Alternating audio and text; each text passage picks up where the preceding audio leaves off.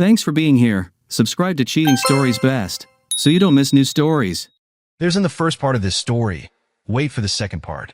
Finally, she stopped, took my face in her hands, looked into my eyes, and said, "I love you with all my heart. I want to be only with you, and only with you." I thought for a moment. I knew I was madly in love with her and asked a very pragmatic question. "Okay, I guess you're going to quit the sugar daddy business?" I made this decision a few weeks ago, but I'm still taking myself out of this relationship.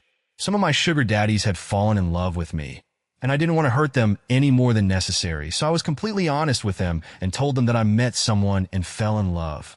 She then continued, "I need to find another job. Hours at Katie's store don't cover rent and lodging." She noticed that I still hadn't said anything about us, and she was right.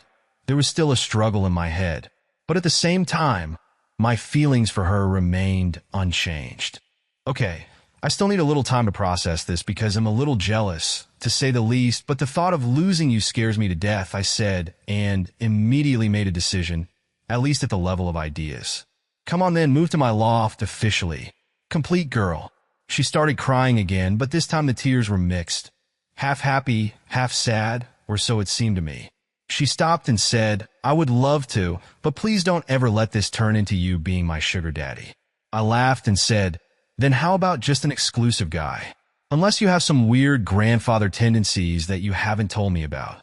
Melissa just rushed at me, hugged me, and kissed me.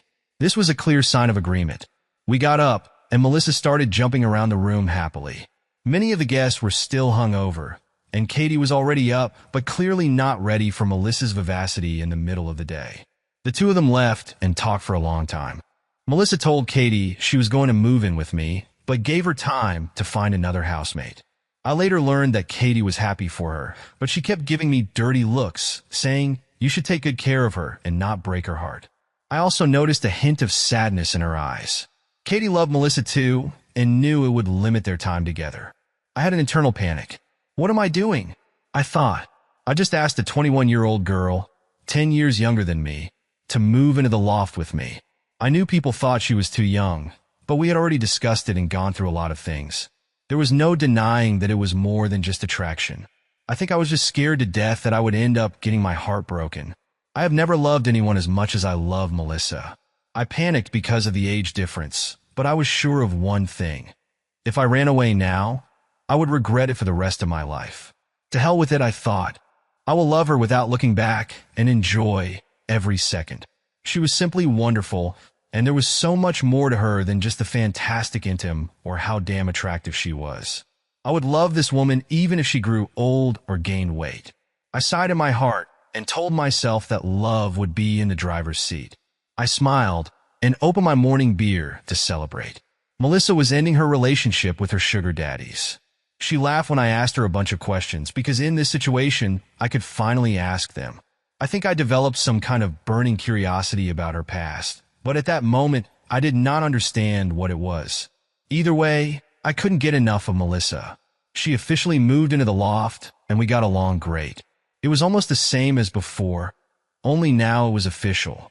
We traded my old car for a nice car that Mel could use for work.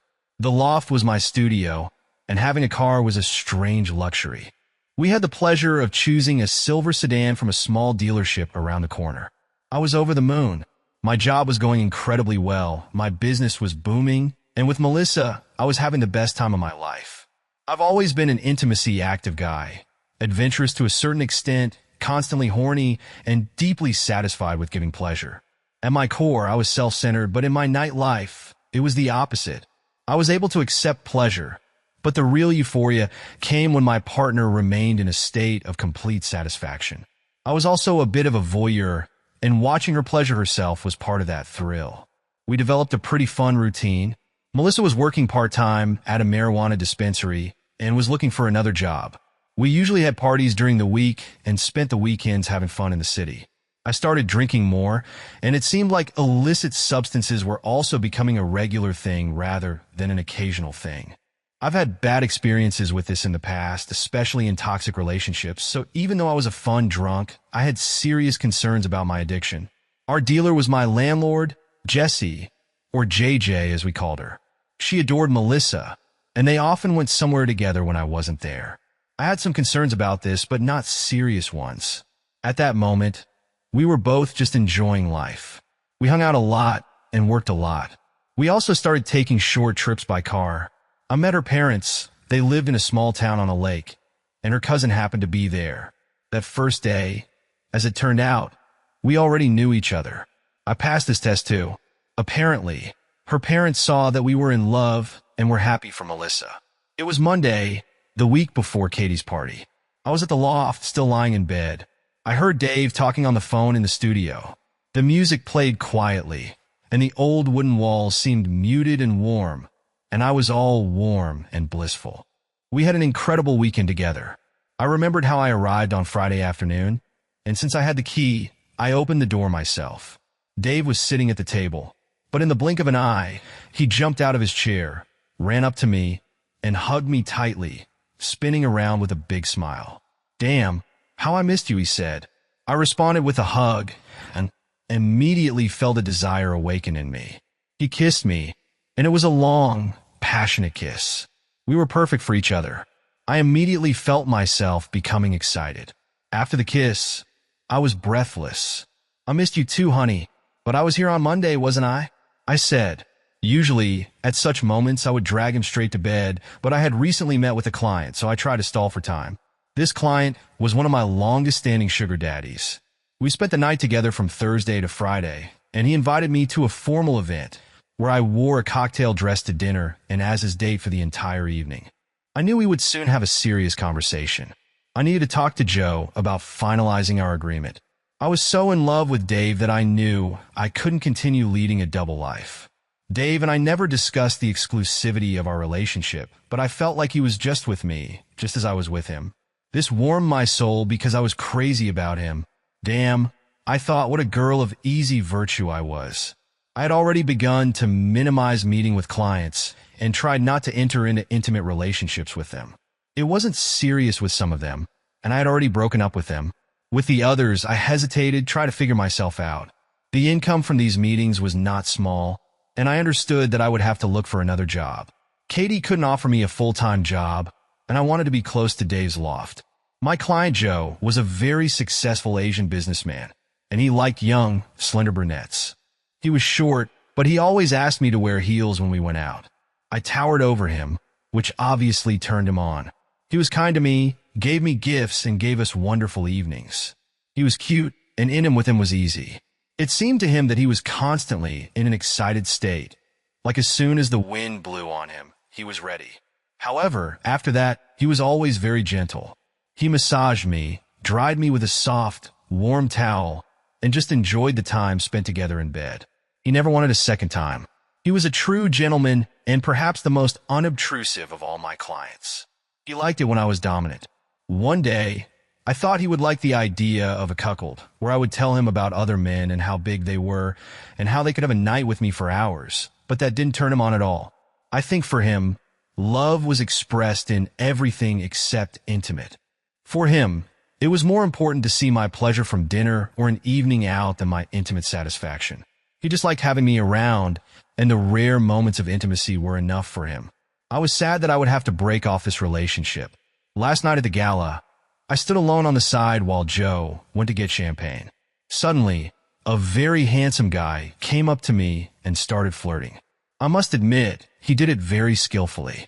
He was tall, fit, with dark hair and eyes, and an impressive bulge was clearly visible in his trousers. It amused me. I was with Joe, which meant that at that moment, I was completely devoted to him, while this peacock was trying to impress me. Joe walked up with 2 glasses of champagne. The guy completely ignored him, trying to get rid of Joe as if he were an annoying fly, and directed all his attention to me, hoping that I would notice his excitement. This amused me, although I usually like this type of man. Joe walked up to him, keeping his cool. He was a head shorter than the guy. The difference in height was astonishing, but Joe's confidence made him hesitate a little. Joe simply said, "Steven, I'm sure there are a dozen women here who would want what you're clearly offering, but you're boss, and I think it would be very stupid for you to piss me off." Joe didn't blink and continued, "However, your boss thought it would be helpful if we got to know each other." The guy was still confused and seemed to be preparing for a conflict, but Joe continued, "Hi, Stephen. I'm Joe Wong, and this is my companion, Melissa." Joe stood next to me, handing me one of the glasses and wrapping his left arm around me. The bulge in Stephen's trousers instantly disappeared, and his face became so pale that I couldn't help but chuckle lightly. Stephen barely noticed Joe's hand extended to him. The guy looked like he wanted to fall through the ground. "Oh, damn, Mr. Wong, it's very nice to meet you," he muttered, shaking his hand quickly. "Sorry, I didn't realize it was your companion. Sorry for interfering." It always amazes me how a confident man can be incredibly pretty. In front of me stood a short man, barely 55 tall, who calmly put this handsome man in his place. It was a real aphrodisiac. "It was a pleasure, Stephen," Joe said with a slight smile, clearly letting go of the guy. Stephen hastily apologized and disappeared with the look of a beaten dog. I watched as he quickly walked up to his boss, an older man who was having a hard time holding back his laughter. Joe raised his glass to the old man, and he laughed too. Joe knew Vlad would turn this into a lesson for his nephew. "Melissa, do you mind if we leave now? I'm really excited and would like to spend some time alone with you," Joe said. I tensed up a little inside, but after what happened, it would be cruel to refuse him right now. "They'll talk to him later," I thought. "Oh yeah, let's go," I replied to Joe and whispered to him, that was hot. He simply smiled and looked down. We walked around the hall, saying goodbye to the most important people. It was obvious that Joe was respected and even somewhat feared among the guests. I've always wondered what he really does. He said he was involved in real estate development, but something told me he had other things going on. Although I'm only 21, I've spent enough time on the streets to know when it's better not to ask, not to hear, and especially not to say anything. Joe was beaming with pleasure all evening, and I knew he was excited the entire time. It was unexpectedly exciting how a small man could dominate any situation with enormous confidence. When we were almost done, the last people we said goodbye to were Vladimir Tikhonov and his nephew, Stephen, the same guy who had pestered me. As Joe approached them, I noticed Stephen turn pale again and lowered his eyes. I smiled, and Vlad simply beamed with pleasure. "Joe, good to see you," Vlad said, then turned to me. "Melissa, you look amazing as always. I hope my nephew Stephen didn't offend you or say anything inappropriate." I looked at Joe and winked, then quickly replied, "No, he was a real gentleman. He just wanted to show me something and ask my opinion about the party." I smiled at Stephen, and he blushed again. The whole scene was so cute. Joe and Vlad exchanged glances and burst out laughing. We said goodbye warmly, and on the way out, I turned to Joe and asked, "What was all that?" Joe smiled and hugged me close, looking into my eyes. "Vlad told his nephew that he noticed how you were looking at him and advised him to come to you," Joe said. I gasped and said, I wouldn't do that." Joe quickly responded, "Of course I know that, Melissa, and so does Vlad." He knew his nephew was stupid and wanted to teach him a lesson. Never pester a woman without first finding out why she is here and who she came with. "Observe first." He continued, "Vlad and I both saw him start grabbing his pants as he approached you, and we thought it was funny. Vlad knew I would enjoy dominating his nephew," Joe added. "He's young, well-built, but stupid," Joe said, "but he is my nephew. I thought we could have a little fun with him." Joe was Vlad's largest business partner, and although Vlad was rich and the typical alpha male, also known for being huge in his pants, their respect for each other was mutual and deep. "You saw the rest yourself, Mel," Joe said. "It really turned me on. When we returned to his house, Joe attacked me. It was so unlike him. He was stronger than he looked, and by the time we got to the bedroom, most of our clothes were already on the floor. He picked me up, threw me on the bed, and began to zealously take possession of me. He knew I loved my breasts getting attention, but this evening was all about his immediate need. Joe showed me affection with unprecedented energy. I had planned not to have a night with him that evening, but I could see that this was a special moment for him. Joe always knew how to please, and I even began to feel a familiar excitement. Nothing like what Dave did, but I still enjoyed it. Joe was so into it that I began to wonder if maybe Dave had somehow fixed my inability to experience pleasure with other men. I really liked what Joe was doing, but then he stopped. He then started having an intimate with me hard and fast. It was incredible how excited he was, and again I felt that pleasant tingling sensation. For a moment, I thought he was having a heart attack, but then he exhaled and collapsed on top of me. My legs were still up, and this little man was lying on my shoulder, breathing heavily. It was erotic in its own way. My clients and I had a rule. I never kissed them, but realizing that this was most likely our last meeting, I hugged his head and kissed him on the lips deeply and passionately. He was surprised, but I just looked him in the eye and said, "That was amazing, Joe." To which he replied, "So sorry, Melissa, I don't know what came over me." He caught his breath and stood up, saying he was going to the shower. I knew he preferred to shower alone unless he invited me to join. I took off my heels and stockings and put on a silk robe. Joe always liked to drink scotch after intimate, so I went to the living room to get everything ready for him. He had exquisite taste, and I liked it. I chose a bottle and realized it was now or never. I was already mentally packing my things and getting my clothes ready in case he asked me to leave. Joe joined me in the living room. The shower seemed to calm him down, and he regained his usual reserve. We drank a glass of scotch, and of course, Joe immediately noticed that I was about to tell him something. "Melissa, what's on your mind?" he asked. He had always been a man of few words, and I respected that, so I decided to tell him the truth. I put the glass down, took his hands, and looked into his eyes. "Joe, I met someone," I said, then paused. "And it looks like things are getting pretty serious." He looked at me and smiled, then leaned over and hugged me, simply saying, "I'm happy for you, Melissa." I immediately realized that he understood everything. This meant that our relationship was coming to an end. We had always discussed how we avoided affection, but I could see tears welling up in his eyes. He was still smiling, but I could tell he had feelings for me. Joe stood up, poured us another glass of scotch, and asked me to tell him about Dave. He wanted to make sure he wasn't a bad person. It was difficult for me to hide my obvious admiration for Dave, but Joe listened carefully. After all, he knew this day would come. Usually, he said he didn't worry about his girls, but this time was different. Joe paused for a moment, then blushed slightly and politely asked me, "Melissa, can we spend one more night together?" He looked embarrassed, and I felt sorry for him, so I quickly responded, "Joe, you have always been kind and respectful to me. Of course, I'll stay." We finished our glasses and returned to the bedroom. Not once the entire evening did he ask me about ending with Dave. He just pressed himself against me and slowly, tenderly began to make love to me. Everything was soft and calm, without haste. As usual, he didn't last long, but he fell asleep with a smile on his face. In the morning, we made love again. This time, it was obvious that he was showing his true feelings.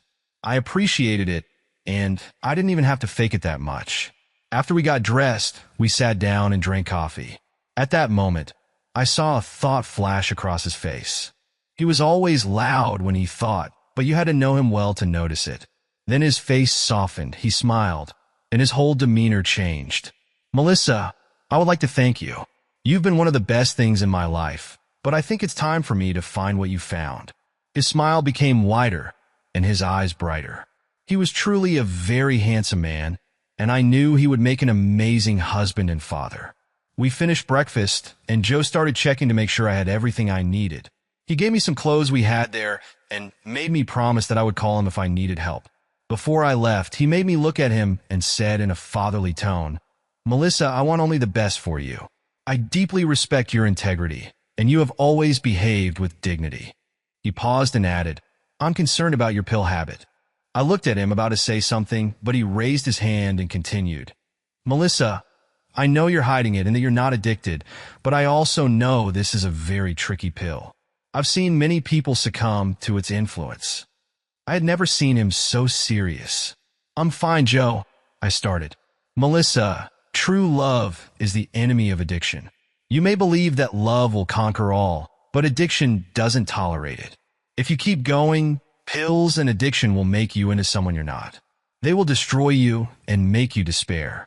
If you really love this man, you must understand that true love doesn't happen to everyone in life. I once experienced true love, but I lost it because I was addicted to money. You're young, but if your instincts tell you it's him, please be careful." Okay, there was nothing to say. I thought Joe was wrong, but his words sounded so fatherly and wise that they were impossible to ignore. Then we laughed and remembered stories about the things we did together. He talked about what he would miss, and we laughed about last night as we reminisced about the young, stupid guy. We hugged. I cried, but he remained firm and stood as best he could while we said goodbye. I left feeling both sad about the end and relieved. I couldn't wait to meet Dave later that day. When I was at Dave's and he was kissing me all over, I made an excuse to take a shower by telling him that when he finished work, we would go to dinner. I knew he was leaving on Monday afternoon, so I wanted to spend the whole weekend with him.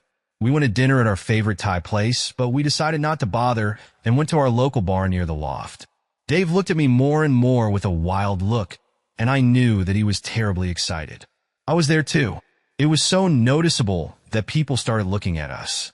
As we walked home through the back streets, he never left my side. We kept stopping to kiss.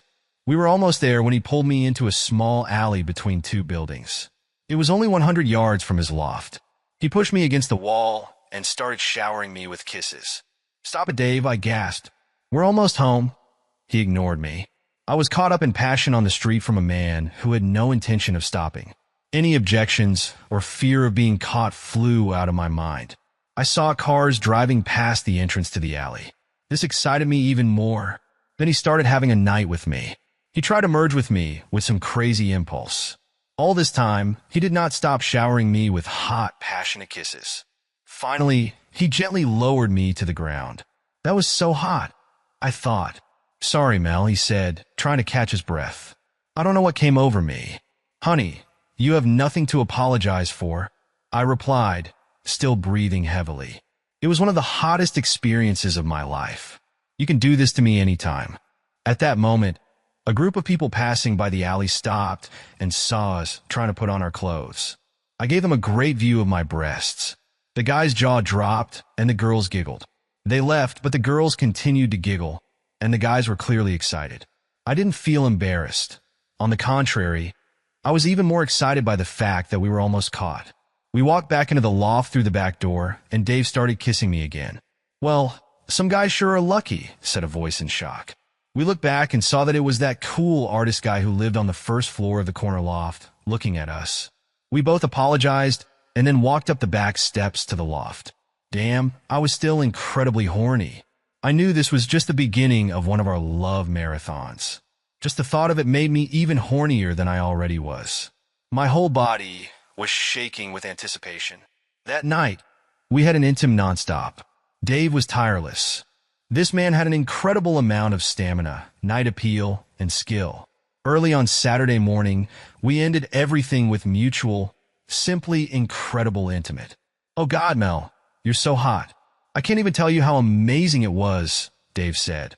"You are by far the most incredible woman I have ever made love to." He looked me straight in the eyes.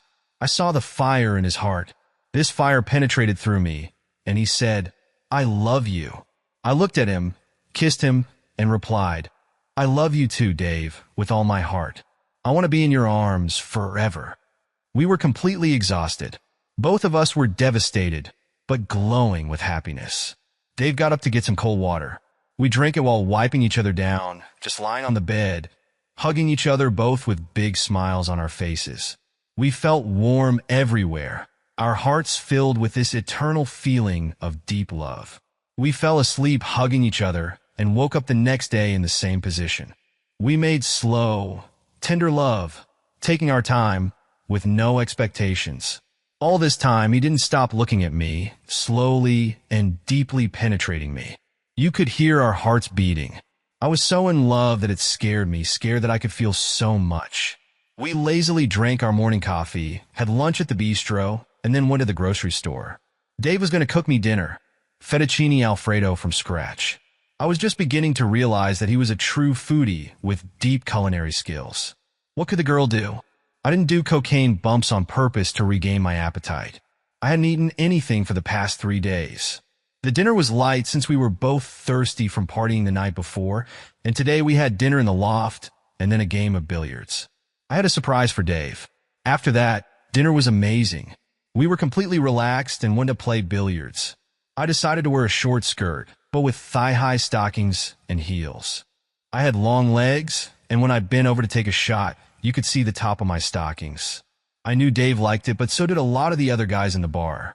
I got dirty looks from some of the guys' girlfriends a couple of times, but I also got a few winks. Having girls flirt with me was a big turn-on for me. I knew Dave noticed guys staring at me, but he didn't understand the subtle signs when girls were flirting with each other. We had a great time and made new friends. It was obvious that Dave was having a hard time containing his excitement while we were playing pool. I was getting hotter watching how excited he was.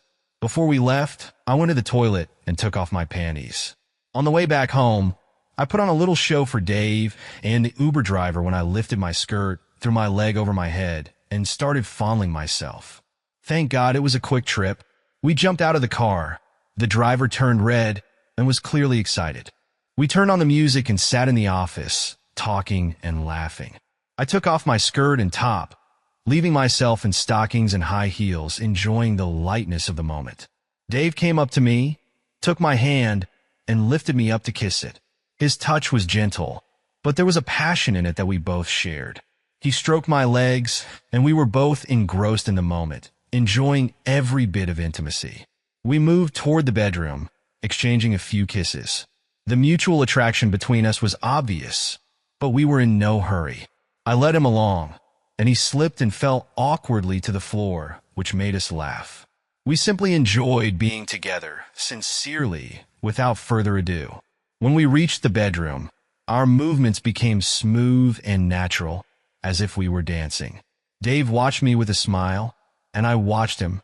Our conversation without words was full of emotions. And finally, we both fell on the bed, hugging each other. We didn't talk about love, but at that moment, it was everywhere, enveloping us with warmth and sincerity. I lay down next to him, feeling his breath next to me. He whispered, "You are the most amazing woman I have ever met." We just lay next to each other, enjoying the silence, which spoke more than words could. We stayed in each other's arms for a long time, enjoying the connection we had. Later that night, we made love again. We had a classic Sunday afternoon together. We woke up and took a lazy shower together. For a change, there wasn't much space, so it was fun. He left first, and I stayed to finish. Then we went to our favorite cafe next door for a fatty breakfast, coffee, and a complete lack of stress. We stopped at our local store for some snacks. It was football day, after all. It felt like a scene from a sitcom. The Korean family who owned the store was amazingly funny and knew us by name. Our neighborhood was quite sketchy, so all sorts of characters visited the store, and Joe, the owner, knew 1,000 stories. We went back to the loft, pulled out the sofa bed, piled up a bunch of pillows, and watched TV while cuddling. Dave gave me slow, gentle night. Everything was calm and without haste. I called his style zen, quiet and deep. I liked this simple, leisurely intimate with him. Dave spent some time packing for his trip while I talked to Katie about work. The next day, I wrote several messages to my clients who had been asking to spend time with them for a while. We ordered food from a local restaurant for takeout, comfort food, and I noticed that I might have started to gain weight. The sun was shining so brightly into the loft that it was just the perfect day. He was so relaxed and calm. I never told Dave directly how much I loved those simple moments with him. We went to bed early after watching a movie. Dave had an afternoon flight, so there was no stress. I had to go to work at the store, and I was going to talk to Katie about how I was feeling. I was very nervous before bringing Dave to the party.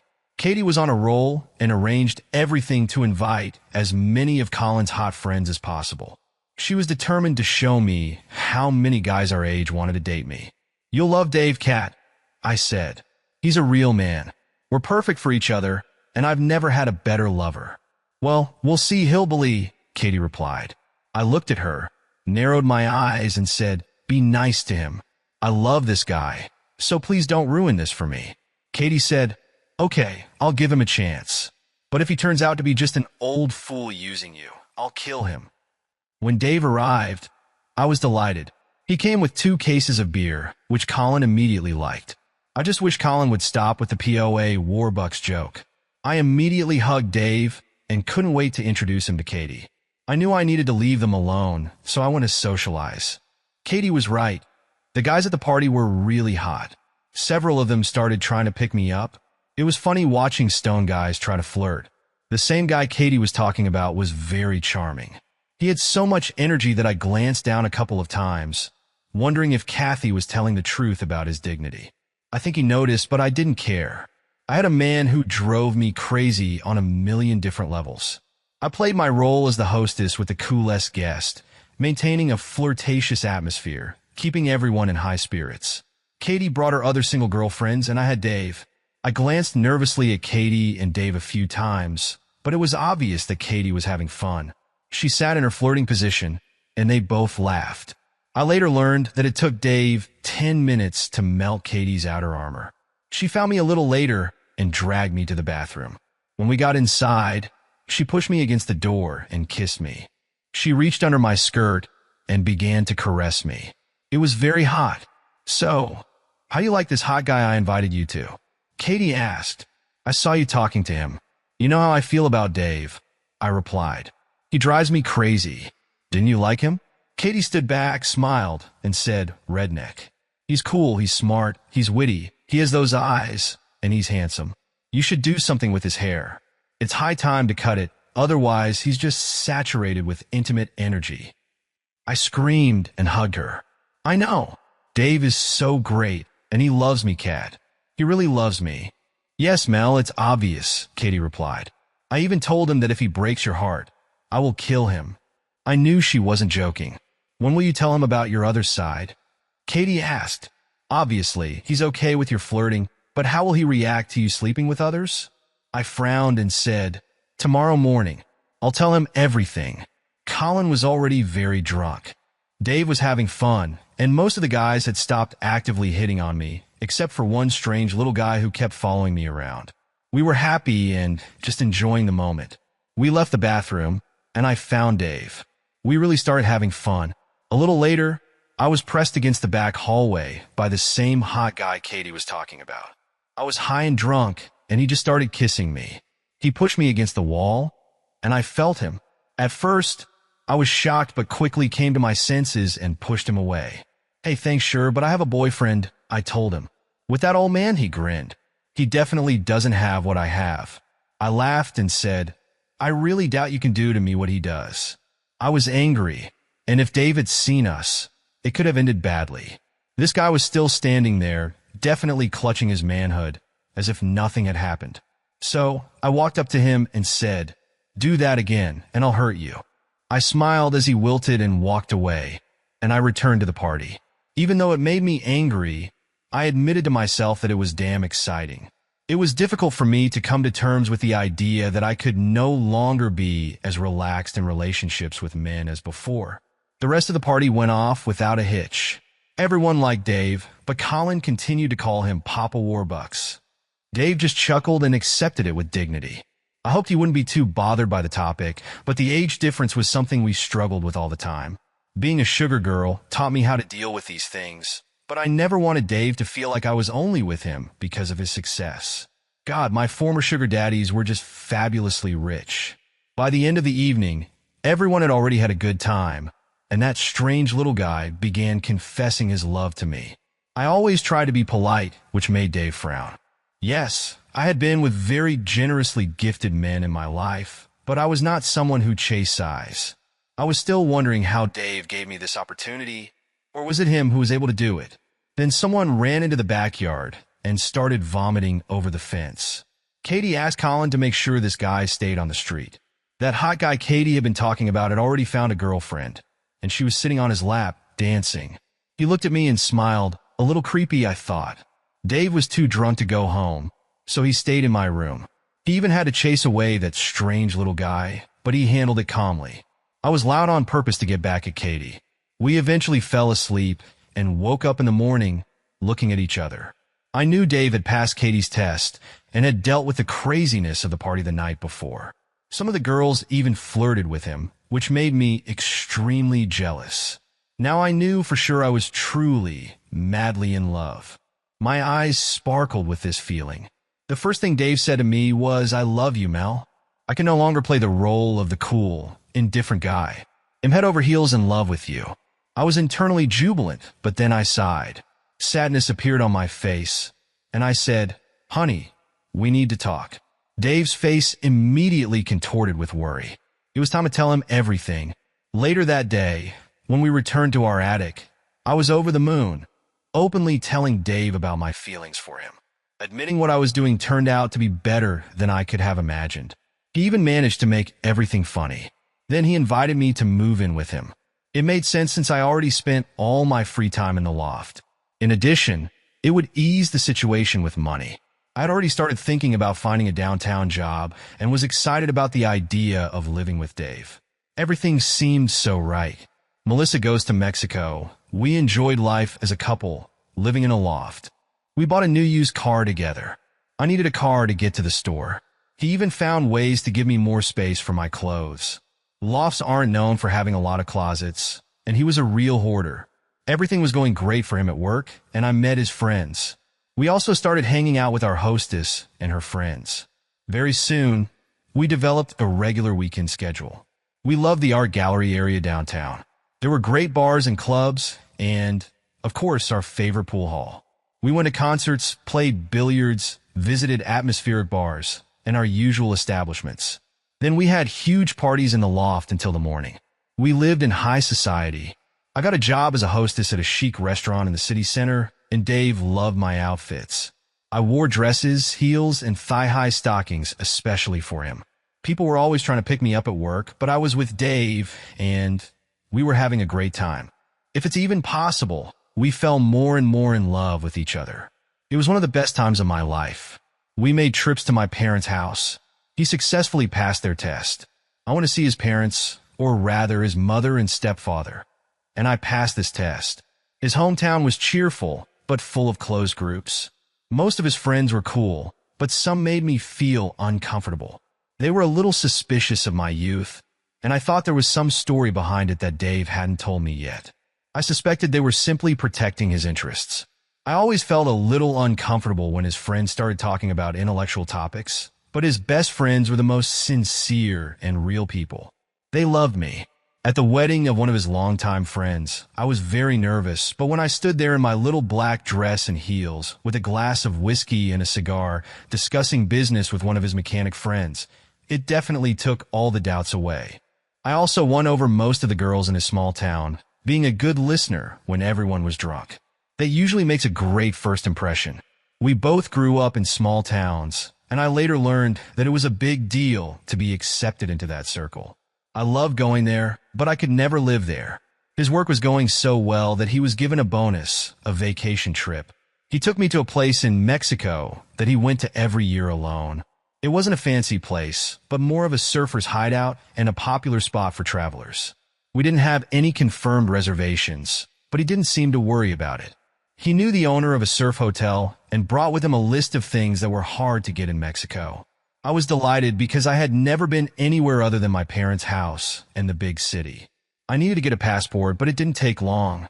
I also bought a pair of new skimpy bikinis because Dave said there wasn't much to do there other than eat, drink, lie on the beach, and sunbathe. It was a fun adventure. Dave could get a little nervous about little things, but once we arrived, his stress level dropped quickly. We arrived late in the afternoon and stayed at the Surf Inn. We got a room on the first floor at the end of the corridor. There weren't many rooms, and the furnishings were fairly basic. A bed on a cement platform with built-in nightstands, a small closet, a chest of drawers, and a bathroom with an open shower and no hot water. Although we were told that the huge rain barrel heats up during the day, so the shower was warm. After lunch, we quickly unpacked, and I realized Dave was right. I didn't really need a lot of stuff. It was still very hot, so I put on a bikini, a pair of shorts, and sandals. We went upstairs for dinner. The hotel was right on the beach. It was late afternoon, and we were looking due west.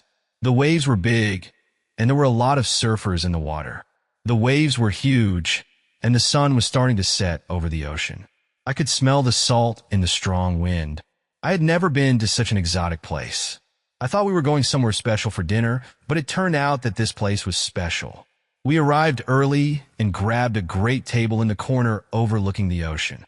We started off calmly, and I ordered a margarita. Yes, I know, a little corny, but as they say, when in Rome. Very soon, the place filled up. Surfers and other couples began to arrive. It seemed that Bruce, the hotel owner, had just received a shipment of meat from Texas. I ordered fish and meat, Dave ordered steak, and the place began to buzz. As soon as anyone recognized Dave, they immediately approached us.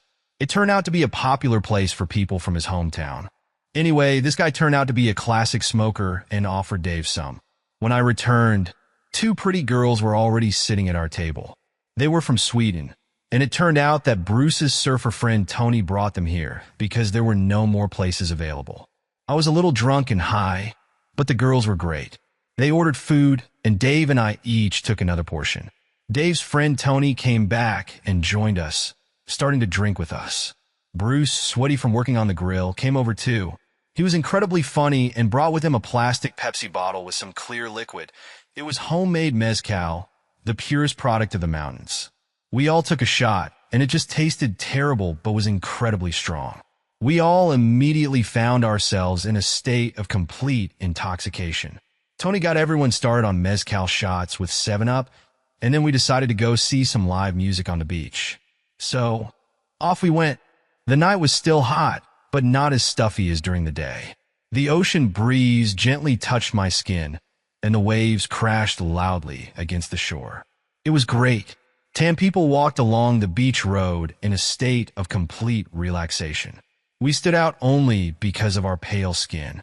Anna and Lena, our new friends from Sweden, were amazing, and we quickly became friends. When we got to the club, it was more like a tent next to the beach with folding tables and a makeshift bar. The band played Latin music, and they were great. Lena started dancing with some older man. He was tanned, wearing a t-shirt and shorts, and Lena was dressed almost the same as me, in a bikini and a pair of sandals. She was a little shorter than me, with straight hair, stunning eyes, and small, neat breasts. She looked incredibly pretty, and oh my God, how she danced. It was obvious that Lena was a professional dancer. Her movements were so clear and precise, and her partner was an excellent leader. But all eyes were on Lena. I kept my eyes on her all night, but her dance ignited a real passion in me. My face flushed with heat, and I felt like I wanted her. When we returned to the Surf Inn, we said goodbye and agreed to see each other the next day. As soon as Dave and I closed the door behind us, I immediately took off my clothes. The next morning, we woke up and had the most amazing breakfast: huevos rancheros and pancakes. The coffee was amazing. We had only one plan for the whole day: to go to the beach and sunbathe. We smoked in the room and put on the same outfit as the night before. Again, I was wearing a bikini with a pair of shorts and sandals. We found a great spot away from the big waves, and a young guy started bringing us as many drinks as we could drink. I swam in the ocean for the first time and was immediately hit by a big wave. I quickly learned to duck dive to get through the surf and avoid rip currents. Dave said there were other, much calmer beaches that we would explore later. I took off my bikini top, and Dave was over the moon as he helped me apply sunscreen. In fact, it was just liberating to walk along the beach in just a thong. By midday, we were pretty sunburned, so we decided to take a break, have lunch, and find some shade. We ate at a tiny local cafe that made epic club sandwiches. They made them one at a time, which drove Dave crazy. But in the end, we were in no hurry, and it was wonderful. By the end of the day, we were both slightly tanned and back at the Surf Inn. Bruce invited us to a barbecue and made sure we took his advice to just sunbathe and relax. We sat at the bar feeling like real veterans and watched the sun set over the ocean. Tony, Lena, and Anna were there too, and the entire bar and restaurant fell silent as the sun finally disappeared below the horizon. The colors that exploded in the sky after sunset were simply stunning. I was high, but I didn't have to be. We all agreed to take a warm shower and meet again for dinner. I noticed that Lena was looking at me intently, which gave me a pleasant feeling. Our small group began to spend more time together. I was seriously interested in Lena, and that night I flirted with her, and she reciprocated. Dave and I kept partying until 4 o'clock in the morning, and then made love until 6 o'clock. When we came down for breakfast, the kitchen staff was laughing at Dave. After breakfast, Dave approached Bruce and asked what was going on. Bruce laughed and said, "Yes, everyone heard you. The kitchen staff came to work at 5 o'clock in the morning, and they heard you making love for the last hour." I was terrified, and Dave turned as red as his sunburned nose. We laughed and told Lena and Anna about it. That afternoon, Lena began to openly flirt with me. Dave didn't notice until Anna told him about it. We went to another beach, and he didn't say anything to me, but smiled all day. That night, we went into town late. We drank mezcal in one of the bars and ended up at a disco. Tony was with us, and we were all pretty drunk. I started dirty dancing with Lena. It was incredibly exciting. Directly opposite us was a wall of Latinos who were watching us with lust. Tony, realizing the danger, pulled us out of there. When we got back to the Surf Inn, Tony and Anna had gone to bed, but Lena came with us to our room. Then Dave finally said to both of us, "So, are you going to kiss or not?" Well, now there was no point in hiding my attraction to girls from Dave anymore. Lena and I started kissing, and soon we were tearing off each other's clothes. Dave had this stupid, crazy look on his face. I pulled him toward me, took off his shorts, and began to give him pleasure while Lena caressed my breasts. It was hot, but he was smart enough to stop in time and go into observer mode. I then attacked Lena. I couldn't believe how hot she was without clothes on. It probably looked like a scene from a movie. Dave had a night with me while I satisfied Lena. The next morning, there were the same giggles at breakfast. Again, Bruce came over and said we were moving upstairs to the bridal suite. It was much larger, with a terrace and more privacy. Bruce said that now the other guests would finally be able to get some sleep. This room was simply gorgeous. Most of the hotel guests were couples, and no one seemed angry with us. We later learned that our screams during the night had inspired everyone else. It turned out that the entire Surf Inn was a real house of pleasure. During our stay, Lena and I continued to kiss and dirty dance for the rest of the week, but didn't try again for a threesome. She understood that I was a little jealous, and Dave tried to be careful too, but it was damn hot. I had never fallen in love with a man like that before, and I panicked at the thought that I could lose him when I saw how he was with Lena. This was something completely new to me. This holiday was absolutely amazing, and later that year, Dave went on an extended business trip to Europe. I joined him for a while, and we saw Anna and Lena in Sweden. No intim this time, but there was still intimate tension between us. Dave said of Mexico, "Damn, the trip to Mexico was crazy. I've been going to this place for years and thought it would be a great adventure for Mel. Life together was everything I had hoped for. I lost weight, and Mel finally convinced me to cut my hair. I was terrified, but it turned out that I have a great head shape for a short haircut. I kept the goatee, and this look suited me very well. Even in Mexico, people who knew me from previous trips didn't immediately recognize me. Bruce was still funny, and his friend Tony from Miami turned out to be a great guy. Lena and Anna from Sweden were also amazing. The night of threesome night with Lena blew my mind. Mel looked like a runway model, and Lena looked like a ballerina. Watching them both without anything in bed that night literally blew my mind. I had never been in this situation before and didn't know what to do. After this trip, our life only improved. This was followed by a trip to Europe. We knew how to throw parties. We went to her parents' house and to my hometown. It had already been a year since we started dating, and I kept waiting for Mel to get tired of me, find a younger guy, or for our age difference to make itself felt. It also continued to bother me that our partying, substance use, and alcohol consumption had become a central part of our fun. It bothered me that she was so young and full of potential while I was at an age when I wanted to settle down and think about family and children. Despite these doubts, we were inseparable. My business was thriving. I was often away on business trips, and Mel kept everything under control in the loft. I couldn't wait to get home every time I came back. We were treated to an epic night of intimate. My feelings for Mel deepened as the second year progressed. She became my best friend. Her empathy and kindness strengthened our bond. I've always been a very private person, but with Mel, I opened up about things that scared the crap out of me. She always knew how to make me feel confident and calm. She also opened up to me. I had never felt such a strong connection with another person. I knew I would be crushed if I ever lost her. I was sure that she was the love of my life. One weeknight, I proposed to her, and she cried and said yes. It was the happiest day of my life. I was terrified, but I knew she was the right woman for me. During this period, we stopped using contraception and simply waited for everything to happen naturally. We both wanted a family, but didn't have a clear plan to set a wedding date or change our lifestyle. We just continued to live and have fun. I was still worried about our substance use, but things were going well. I was making more money, Mel got 2 part-time jobs, and she was planning to go back to college. We enjoyed life and didn't want it to end.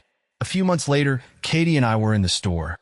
There wasn't much going on, so we just ate a couple of THC gummies and started getting high. I was telling Katie about last weekend when Dave and I started with a Friday night party to which we invited a lot of people in his field. There were a lot of his friends there, and I sometimes felt uneasy at such events. Dave was never away.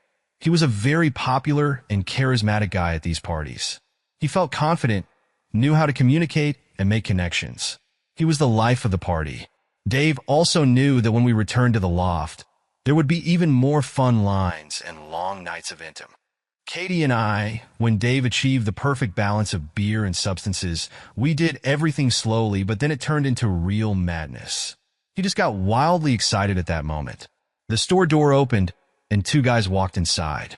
I was already very high, so I looked a little blankly, but noticed that the first guy was of average height, had short hair, and was a little cute. The second guy was very nice, tall, and lean. He moved slowly and confidently. He had straight, dark hair, no beard or mustache, and deep brown eyes.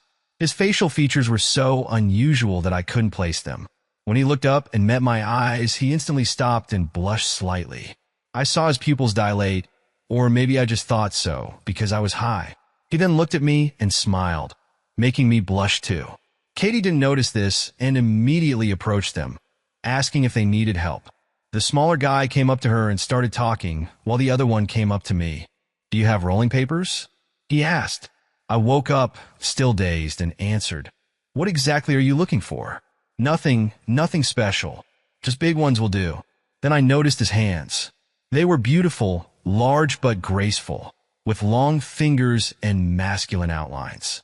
I didn't know why I noticed this, but I quickly came back to reality and turned on my sales mode. I showed him a few options, and as he leaned over to look at them, I caught his scent.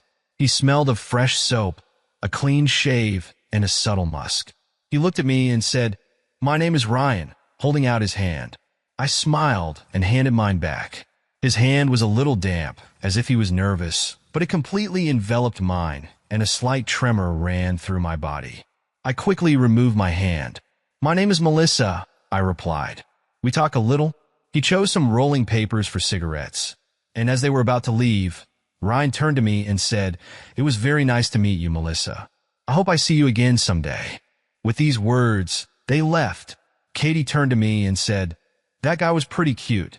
I replied, "No more than the hundreds of others who come here to see us." Katie tried to pretend it was no big deal. "And you're engaged," she added with a wink. "Yes, and Dave drives me crazy," I replied with a smile. We finished the workday, and I went back to the loft. Dave was away again, but was due back Friday morning. It was Wednesday, and I had Thursday and Friday off. I had cash, so I went to our hostess place around the corner. JJ was happy to see me and invited me for a drink. JJ and her gang were already having fun. She made me a drink, and I sat down to enjoy my vodka tonic. "Where's Dave?" asked her friend Mike, who had a soft spot for him and always became brooding when we hung out together. "He's in Los Angeles, but he'll be back Friday morning," I replied. "And he'll want to have a big party this weekend." Mike simply smiled. This company had always been a lot of fun. Dave and I got to know them more and more, but more often than not, I spent time with them living with our landlady, who clearly had designs on me and was also our dealer. It was a risky combination, but honestly, it was a hell of a lot of fun. She was the leader of her group. When Dave was away, JJ liked to take me out into the world and keep me in sight like a trophy of sorts. Dave never objected, but I definitely crossed some boundaries. Dave trusted JJ because when we all hung out together, she would tell him everything he wanted to hear. She assured him that she always looked out for me when we were together. But in fact, for JJ, everything was just for her own sake. She looked caring, but her real intentions were selfish. She was always trying to get me into bed. I liked it though, and I thought Dave didn't mind the girly stuff as long as it didn't go too far. "Hey Melissa," JJ said, "tonight we're going to Babo's Bar for oysters. Would you like to join us?" I had planned to have 2 quiet evenings to recover before Dave returned. He often went on business trips, and we already had too many parties, but I still had the next evening to relax. So I thought, why not? Sounds great, I replied. Just let me go back, shower, and get ready. When are you moving out? As soon as you get back, she replied. I walked back to our loft, which was literally just a few steps away. I quickly took a shower and called Dave. We talked for a bit. He was going to dinner with clients. I told him I might spend time with JJ or just relax at home. He told me how much he loved me and asked me to save some energy for him. I told him I loved him too, and we said goodbye. I sat there for a second and realized that I really meant it. I couldn't imagine my life without him. I quickly finished my shower, then put on a pretty outfit, high heels, a skirt, tiny underwear, and a cropped tank top that showed off my toned stomach. I noticed that I'd become even thinner, almost too skinny. The night was epic. JJ was in a great mood and had already had a good drink. However, there was one catch. She started playing a game with me. Every time we went to the toilet, we ended up in her loft with a whole group of people. I was completely drunk, and by some miracle, I made it to the loft. Only in the morning did I remember that I had received messages from him, but ignored them. Apparently, I was too drunk, and besides, he wrote just at the moment when JJ was giving me pleasure. He called me, and I lied, saying I was sleeping. When he texted me, he had no reason not to trust me, so we chatted for a bit, and then he went to work. Meanwhile, I was curled up on the sofa with a severe hangover, just waiting for the coffee to take effect. I spent the whole day on the couch. I didn't eat much, but I drank some wine. After Dave called, we talked for a long time. I missed him and couldn't wait for him to come home tomorrow. He returned early in the day. I drove out in the morning, risking a parking space, to buy more wine and beer for him. I left early enough that the space was still available when I returned. When he came home, I was already in the shower. Then I dressed in knee-high socks and an almost invisible t-shirt. I jumped into his arms and almost knocked him down. We barely made it to the bedroom. He was exhausted, and so was I. After being pestered by the girls for several nights in a row, we had passionate, quick intimacy. It was the best feeling in the world. Then he hugged me, kissed me, and didn't let me go for a long time. We loved each other madly. The weekend was amazing. On Friday evening, we went to a live music concert in the Art District. Dave knew everyone, and we were put on the VIP list, so it was easy to arrive late. We were both already quite drunk, and before that, we stopped at JJ's to get something else. I was dressed like a rocker, skinny jeans, cowboy boots, and a tight top. They tried to seduce me all evening. I knew how to politely turn them down, and I knew Dave liked it. This was important to me. If I was with a man at an event, I was only with him. A couple of very drunk guys even told Dave, "You're lucky, bro," and he always smiled and answered, "Yes, that's right, that's exactly right." We had a big party in the loft on Saturday night. There were 3 events going on at the same time: JJ's, ours, and another couple living next door. Several of Dave's friends lived on the floor below, and other friends also arrived. We ended up at JJ's late at night. The girls kept giggling at me, and for a moment, I thought Dave noticed, but JJ was an expert at handling situations like this. They had fun together at parties, and he also fought off JJ's best friend, Mike, when he was high. He liked Dave, but even though Dave was straight, he still took it as a compliment. Thank God, no one let slip how JJ was pleasuring me. We went back to our loft and had marathon intim. Dave could do this forever. When the sun rose, we finally fell asleep. Sunday was a classic lazy day on the couch, ordering greasy food from a nearby diner. It was great. On Monday, I went to work rested and happy. Katie noticed this from the doorway. "Hey, redneck, did you sleep well over the weekend?" she asked with slight sarcasm. I was beaming and told her about the weekend. I also told her how I went out with the girls and let JJ pleasure me. "Damn, you're a real girl," she said. "Did you tell Dave?" "No, I feel a little guilty, but after Mexico, he knows I'm bi, so I don't think he would mind," I replied. "Why don't you bring him a hot girl home for a threesome?" Katie suggested.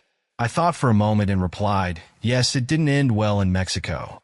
I was so jealous that it scared me. I thought about it a little more and wondered if Dave was cheating on me when he was on business trips. I didn't think so, but he was open to games and fun, so I decided we should talk about boundaries. While I was thinking about this, those 2 guys came into the store again. The tall one, Ryan, began to flirt with me more and more. I had already told him I was engaged, but that didn't stop him. He was charming, and I liked the attention. Katie liked that he always bought things from us. He asked me out again, and I politely declined. When they left, Katie looked at me, smiled, and asked, "You like him, don't you?"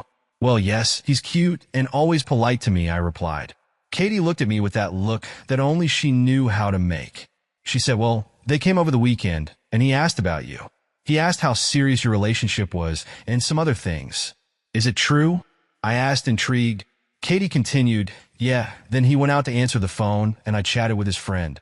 It turned out that Ryan was dating his sister, but they recently broke up. So I asked why, and you know what he told me?" "What?" I asked, even more intrigued. Katie said, "Well, his friend told me Ryan's was so huge his sister just couldn't stand it. She said they needed to start dating other people." Katie laughed and added, "Can you imagine dumping a guy because he's too big? What nonsense. It can't be serious." I was surprised, but you know what they say? Sometimes those skinny guys really have something special. We both laughed, but deep down, I began to wonder if it was true. I knew I wasn't a size person, but sometimes curiosity can be dangerous. Soon, customers came into the store, and we dove back into work. Life went on as usual. I worked 2 or 3 days a week in the store and a few evenings at a hostess restaurant. Dave and I were still having a great time together. Our loft life was epic. He often went on business trips, but sometimes he took me with him. I visited him on the West Coast at his headquarters, spent weekends with my parents, and took trips to his hometown. I always wondered why he was with me. He was such a cool and damn attractive man, just great in bed. I constantly wondered what he saw in me. Sometimes, and not very often, I felt like a trophy wife.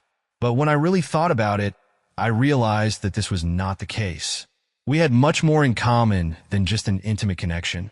He became my best friend, even more than Katie. I could tell him everything. Not everything, though. The story with JJ was still there, plus he was away more and more often. I felt lonely when Dave was on the road. I was always afraid that one day he would come home and tell me that our relationship was over. Dave on the road in Los Angeles. I was just finishing up the day visiting studios in Los Angeles. I had to go home tomorrow and couldn't wait to see Mel. I was staying at a fancy hotel in Hollywood. There was a recording studio in the basement, and through our connections, I got special rates. It was an amazing place. My room was huge, with a separate living room, garden terrace, and a shower that could fit 10 people. The robes were big and fluffy, and I loved spending the mornings on the deck, drinking French press coffee. Dinner was by the pool in a small restaurant bar, which began to come to life in the evening. The band in the studio enjoyed hanging out while recording and moved into the bar. There were a lot of fans there, and I knew the guys in the band. I never take cocaine with me on trips, but yesterday it was easy to get.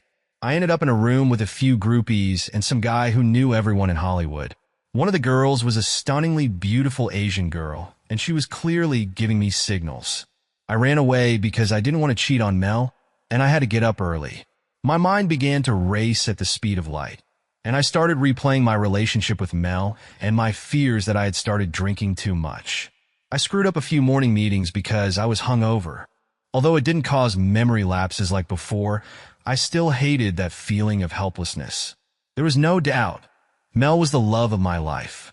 She quickly became my best friend, which was especially valuable to me since I am a very private person. I thought about it and wondered if she knew how much I loved her. Then I started to think about how much I was opening up to her at all. I suddenly realized that I was still being closed off and maybe not looking vulnerable. Crap. None of this changed how I felt. I've never been so in love, and it scared the crap out of me. Then it dawned on me. What if my fear was sending the wrong signals? My mind quickly jumped to some work trifle, but then I returned to thoughts about Mel and realized that I really wanted to marry her. But is this what she wants? Am I robbing her of the best years of her life? Damn, she'll only be 23 soon. What was I even thinking? What the hell is she doing to me? This thought haunted me constantly. The movie of our relationship began to play slower in my head. I suspected what Mel might be doing while I was away, especially with JJ and her gang. She was a bit of a female delicacy to them. I saw it when we hung out together. Then I remembered that hot Asian girl and sighed heavily, thinking, screw this. Then I realized that I was afraid of coming home and hearing Mel say, "Honey, we need to talk." This thought alone filled me with horror. I behaved badly with previous partners. I had bad habits, and unpleasant things happened to me that made me distrustful of women. But damn it, I decided I was going to get through this and still be loving, loyal, and trusting of Mel. I knew she loved me, and I needed to tell her how much I loved her. Enough of this fear. When I returned from this trip, I did my best to shower Mel with love and be more open. I found this trendy jewelry store in Los Angeles, and when I saw the necklace with a thin silver teardrop pendant, I knew it was absolutely perfect for her. She loved it, and I swear she didn't take it off for a month. The necklace looked gorgeous, especially when she paired it with a short black dress and high heels. It even fit when she wore it to work, to the store, or to a restaurant. I vowed to find matching earrings to go with it. I checked the store a couple of weeks later. It was Tuesday, and I had just returned from lunch with Ryan. He was so charming, and I loved spending time with him. Dave had left again, and I felt lonely. I tried to limit my time with JJ when Dave was away, but when Ryan arrived in the morning, I didn't see anything wrong with having lunch and making a new friend. I was pleased that he was showing interest in me, and I must admit, I was starting to like him internally. My excuse was that Dave might have seen other women on his business trips, so having a male friend near work was not a problem. He was a really simple guy. We were the same age. He didn't go to college, but he was quite charming and had an air of ease about him that was the complete opposite of Dave's tenseness. We talked about his ex, his friend's sister. He said that they were still friends and spent time together on weekends. He lived with his friend, so it would be difficult to avoid meeting his sister. He walked me to the store, said goodbye, and we hugged. Then he got into the car and drove away. When I returned to the store, Katie immediately noticed my flushed face and said, "Hey, redneck, did you seduce someone at lunch?" I blushed even more and replied, "Hell no, Katie. He's just a friend." "Yeah, sure, just a friend," Katie said, teasing me. "What kind of guy is he?" I talked about what we had discussed. "He's a really good guy, relaxed and calm. He's nothing like Dave. I enjoyed spending time with him." Katie looked at me and smiled. She knew me too well. She knew I was having naughty thoughts and said, "Well, you're engaged. Don't forget." I blushed, but I wondered what Dave was even doing to me. I really loved him, but why me? Ryan was my age, we were both easygoing, and I thought maybe we should explore other options. I was excited and thinking about how good Dave was in bed. I was drunk when Dave called me, and I stupidly answered the phone. He was happy that I was with JJ and having fun, but when he asked if I was behaving myself, I snapped, "What? You don't trust me? Maybe I should ask you if you're behaving well. I know about your bad habits, and you have no control over me." Dave got angry and said he was just sitting in the hotel after dinner with a client. He ended the conversation by saying, "Have fun. We'll talk when I get back." I looked at my phone angrily and took another cocktail with Red Bull and vodka. These things really hit the brain. At that moment, I received a message from Ryan, who wrote that he enjoyed our lunch and wanted to meet again. I was in a playful mood, so I flirted by texting him, "Maybe," and then asked the girls to take a photo of me. I sent it to him. He immediately responded, "Damn, you're so hot."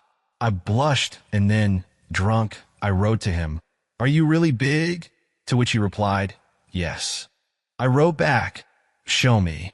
At that moment, the girls distracted me. It was time for shots. My phone buzzed again, and when I opened the chat, there was a pretty picture of Ryan. My jaw dropped, and one of the girls grabbed the phone and exclaimed, "Holy crap, what is this?" I quickly replied, "No, it's not Dave. It's the other guy. We have an open relationship." I don't know why I said that, and I immediately felt terrible. They all looked at me and laughed.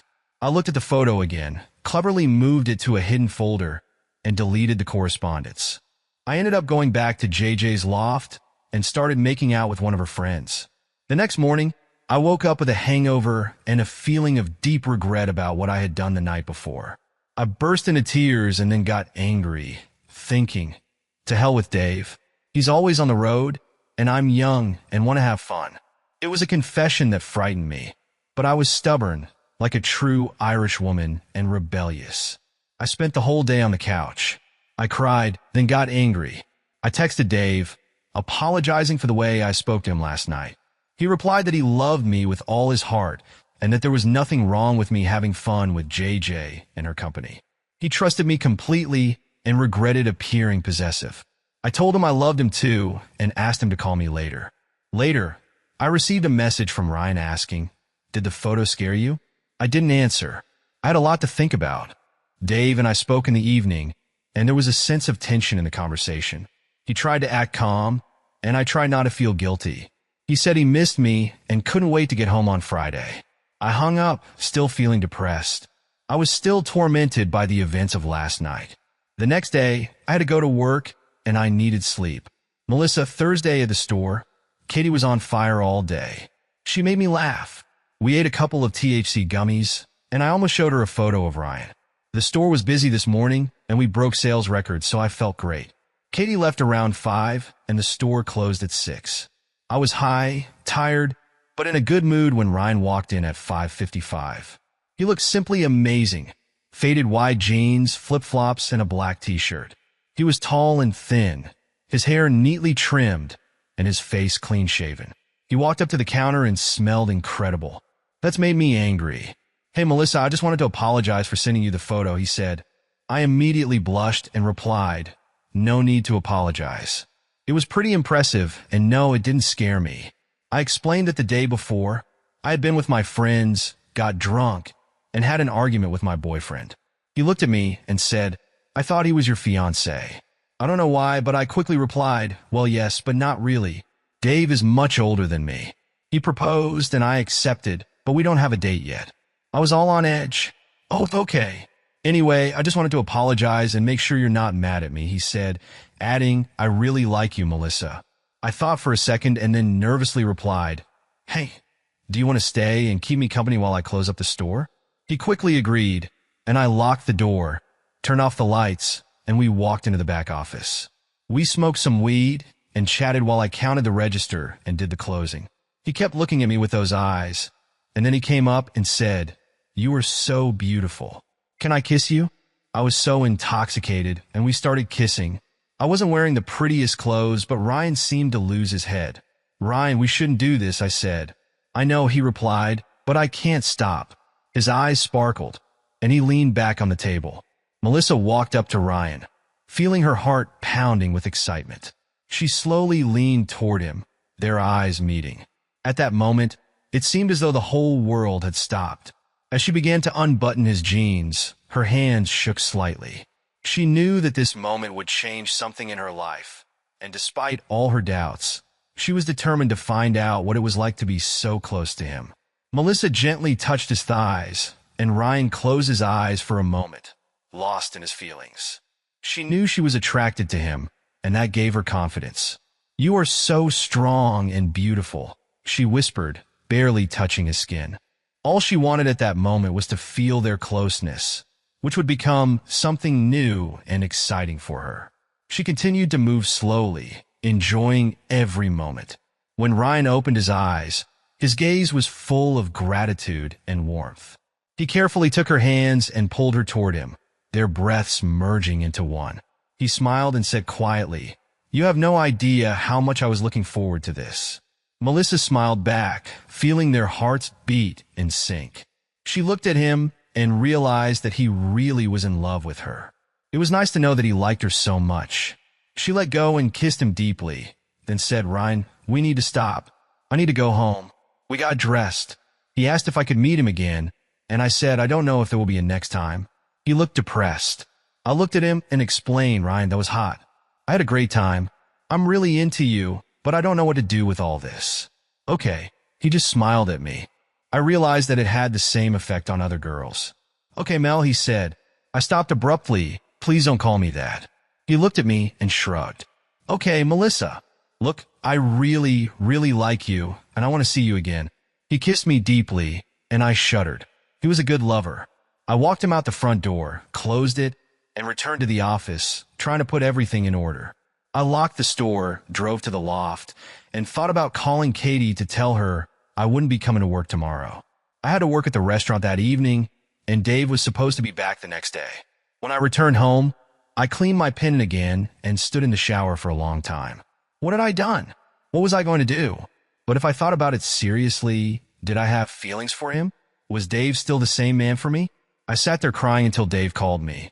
I didn't answer the phone, letting the call go to voicemail. I texted him that I wasn't feeling well and was already in bed, so I'd see him tomorrow when he got home. It was a refusal, and he understood it. And I understood this. I started crying again. The next morning, I woke up early and texted Dave, wishing him a good flight, telling him I loved him, and asking him to text me when he landed. I took a shower again. I knew that in the evening, I would have to sleep with Dave. Honestly, I really wanted this. In the morning, I finally decided that I wanted to be with Dave and would die if I lost him. He was my best friend, and I loved him with all my heart. I spent the whole morning convincing myself that yesterday was a one-time incident. I was a little late for the store.